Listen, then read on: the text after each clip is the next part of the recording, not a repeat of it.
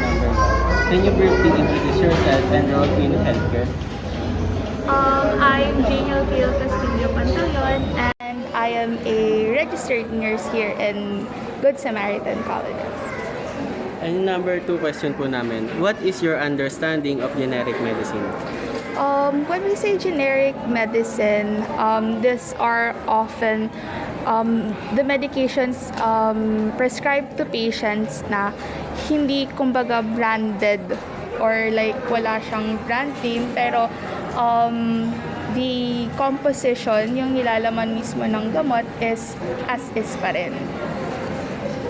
Yung number 3 naman po, how do generic medicine differ from branded medicine in terms of effectiveness and safety? I think when it comes to safety naman and effectiveness, wala silang pinagkaiba. Though, ang pagkaka-understand ko nga kasi, ang pinagkaiba lang nila mismo is yung isa branded, may name, kilala yung name niya from a pharmaceutical company, while the other one is wala. Pero as for safetyness and effectiveness, I doubt na merong difference. And number 4 naman po, how do you explain to patients the importance of generic medicine?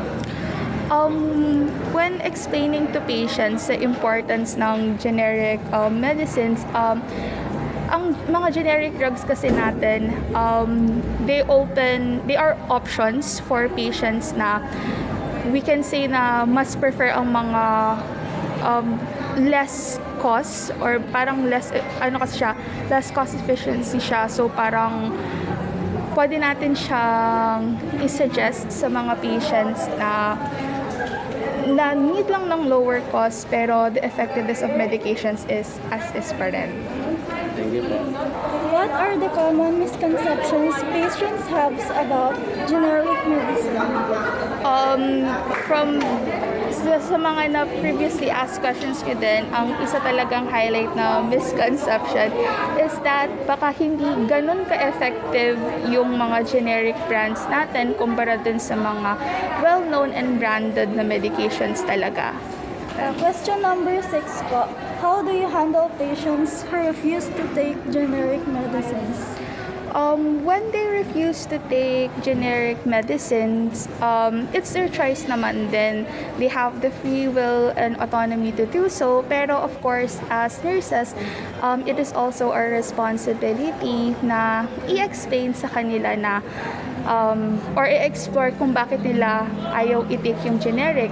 If ang reason nila is baka akala nila hindi siya ganun ka-effective or hindi safe i-take, doon papasok yung responsibility natin to educate them.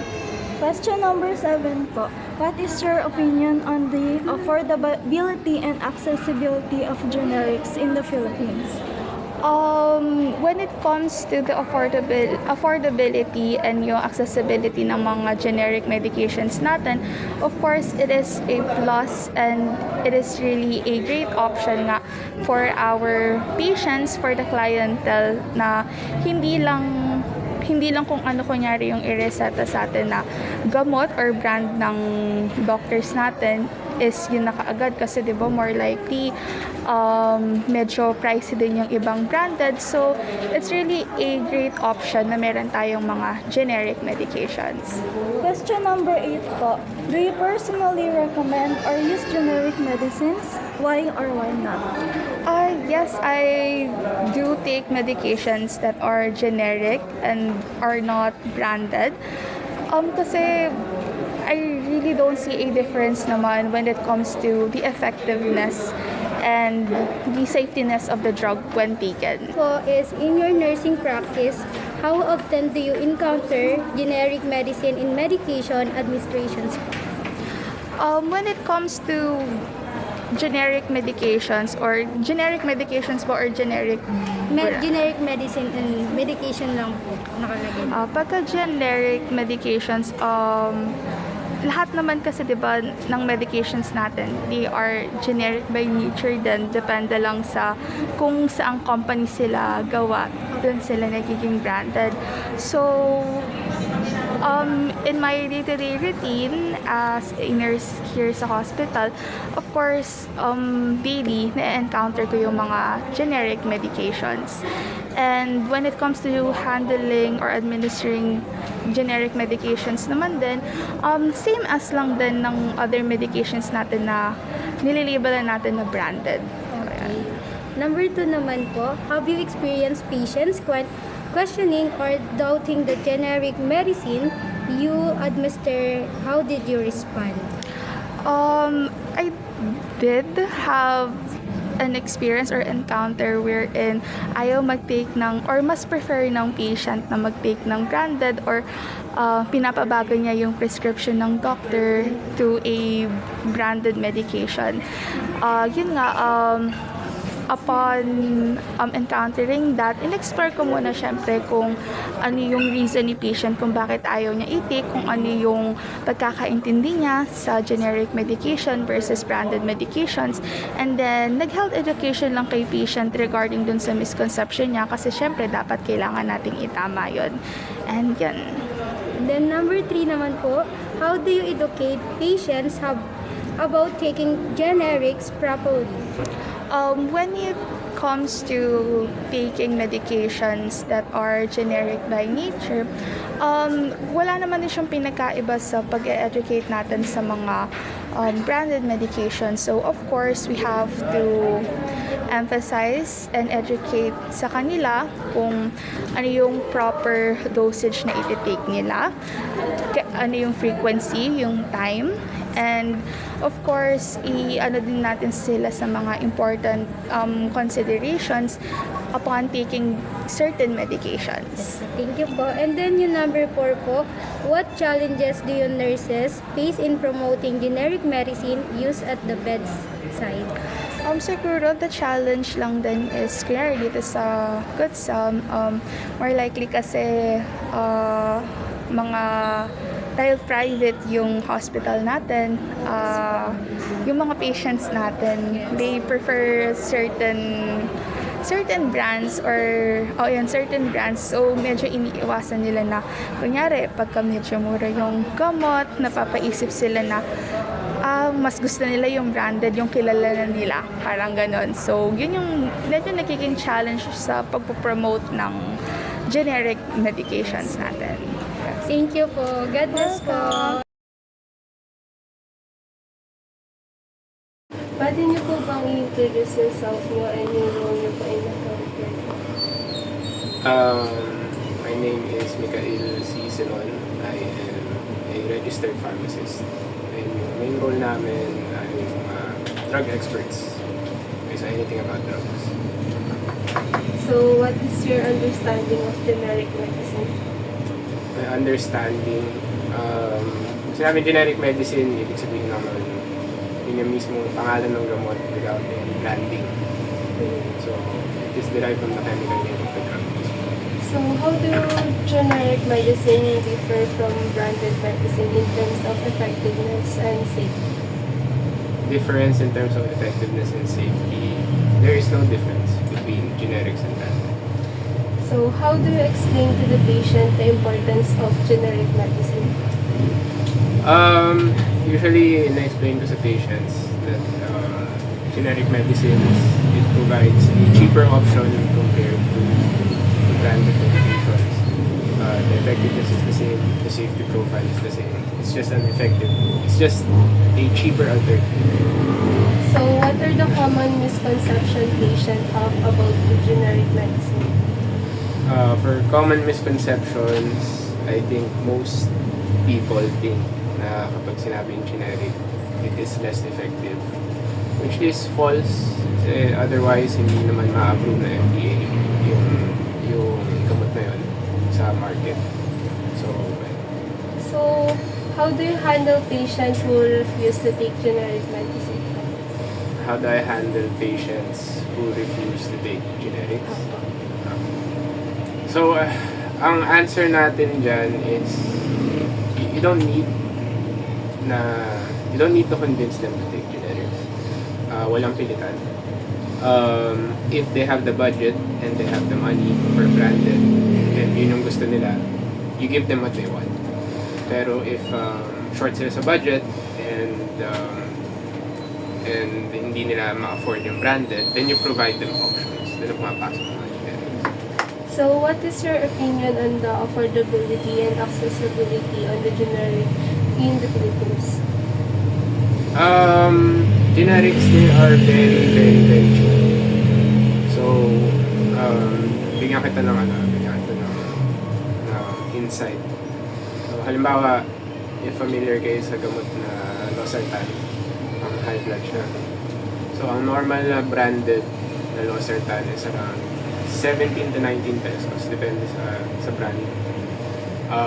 If you go with a generic drug ng losartan, it's around 3 to 5 pesos. Makikita niyo yung difference dun sa price dun pala. Laki na matitipid ng mga patients. So, do you personally recommend or use generic medicine? Why or why not? Personally, wala naman akong maintenance drugs. So, wala akong reason para gamitin yung generics. But, yung nanay ko nag-gamitin na siya and yung bigay ko sa kanya mga generic drugs. So yung mga tanong na to sir is specifically about sa may occupation nyo bilang pharmacist po. Okay pa. So yung unang tanong po natin, as a pharmacist, what is your role in ensuring the quality and proper dispensing of generic medicines? Ang main role namin is to, in theory, ang role namin is to check yung diagnosis. Check if akma sa diagnosis yung nireseta ng doktor. And check din yung medication history ng patient kung may drug interactions. Yun yung main role namin in theory. So next question naman po is, how do you promote generic inside the pharmacy settings po? How do I promote? Okay, ulitin tayo. How do you promote generic inside How do you promote generic inside the pharmacy setting? So, paano ka pinopromote yung paggamit ng generics? Yes po. Okay. Ang short answer dyan is we don't. Okay, again, generics ay options lamang. Hindi mo kailangan paglabanin yung branded versus generic. If they can afford something na branded and gusto nilang pagkagastosan yun, hindi mo kailangan pilitin na mag-generic yung mga pasyente. On the other hand, kapag kapos yung budget nila and hindi nila makuha yung tamang quantity ng gamot na branded, that's when you start considering options. You tell them na ito, subukan niyo po ito, same lang na may visa, mas malaki yung mabibili po natin gamot na kailangan. So next po, have you ever encountered cases where doctors prescribe branded medicine but patient asks for generics? How do you handle it? May ganun. And it's actually very easy to handle kasi mas madaling bentahan yung pasyente ng generics na hinahanap. Halimbawa galing ka sa branded, tapos sabihin na generics na gusto niya. That's very easy. Mas mahirap na branded yung reseta, tapos kukonvincehin mo mag-generics. So wala na akong kailangan gawin para kumbinsihin sila. It's not a very difficult situation para sa akin. Kumbaga stick na lang po sa online. Kung gusto na mag-generics, by all means, go ahead. So next po, what is your opinion on a generic act of 1988 and its impact on patient access? Generic act of 1988. So, tagal ko nang hindi na estudyante pa ako nung huli ko narinig yung act na to. Generic act of 1988. Kung hindi ko nagkakamali, yun yung Generics Act, diba? Yes. To provide generic alternatives. I think it's very good kasi it provides access to medicine sa maraming Pinoy. Bigyan ulit kita ng insight. If may isang tao, may hypertension, you can control yung hypertension ng tao na yun sa halagang less than 200 pesos with generic drugs. So less than 200 pesos para sa buong buwan na yun. Ang laking naitutulong nun in terms of saving sa hospital bills, in terms of ER bills, etc. So last question naman po is, what advice would you give to the future healthcare professionals about encouraging generic medicine use? My advice is just tell them, just be honest na there's no difference. It's literally the same. Lahat yun it all undergoes FDA approval and testing. The safety profile is the same. If they want branded, go ahead. Pero you can just, wag mo na siraan yung generics. Kasi meron iba talaga sinasabi, ayoko yung generic yan, hindi gumagana yan. Kasi that's just not true. Those are all lies. Kumbaga, ano lang po, both are functioning well naman po. Ang pinagkaiba lang po talaga is yung sa brand, yung binabayaran din po, minsan. Parang ang analogy ko kasi dyan, halimbawa, may tig pa 5 million na sasakyan. May tig pa 500k na sasakyan. Both ay dadalhin ka from point A hanggang point B. Mas madami lang features yung isa. Pero, its core function is still the same. Nadadala ka pa rin niya kung saan may aircon pa rin yun. May airbags pa rin yun. Diba? Yes po. Yes, sir. So, yun lang po sir. Thank you po sa pagpapunlock niyo po sa amin na ma-interview po kayo. And na-appreciate po namin yun. Thank you po. Okay, sige. Good luck.